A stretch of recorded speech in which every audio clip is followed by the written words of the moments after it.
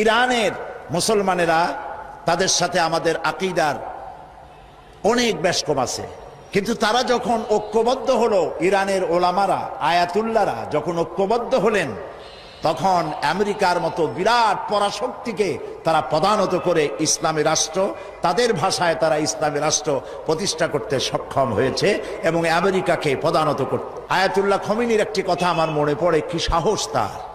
ইমান আকীদা যাই থাকুক, আকীদার প্রশ্নে আমরা আপোষ করব না, কিন্তু এই কথাটা তো বলতেই পারি। যখন আমেরিকা তাকে বলেছিল যে আমার দূতাবাস থেকে যে 56 জনকে গ্রেফতার করা হয়েছে আমেরিকান, এদেরকে ছেড়ে দাও, তা না হলে তোমার খাদ্য রসদ আমেরিকা থেকে যত সাহায্য যায় সব বন্ধ করে দেওয়া হবে। আয়াতুল্লাহ খমেনি জবাব দিয়েছিলেন আমেরিকান প্রেসিডেন্টকে, তুমি কারে খাবারের ভয় দেখাও? যেই জাতির বছরে 1 মাস না খাইয়া থাকা ফরজ, সেই জাতি তোমার খাবারের অপেক্ষা করবে। তোমার মতো কাফেরদের খাবারের কোনো পরোয়া আমরা করি না।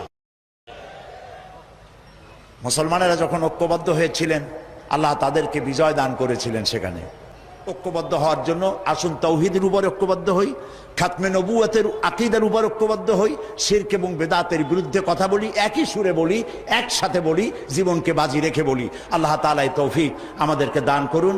হাদা মা ইনদি ওয়াল ইলমু ইনদাল্লাহ আলাইহি তাওয়াক্কালতু ইলাইহি উনীব। ওয়াসসালামু আলাইকুম ওয়া রাহমাতুল্লাহি তাআলা ওয়া বারাকাতুহু।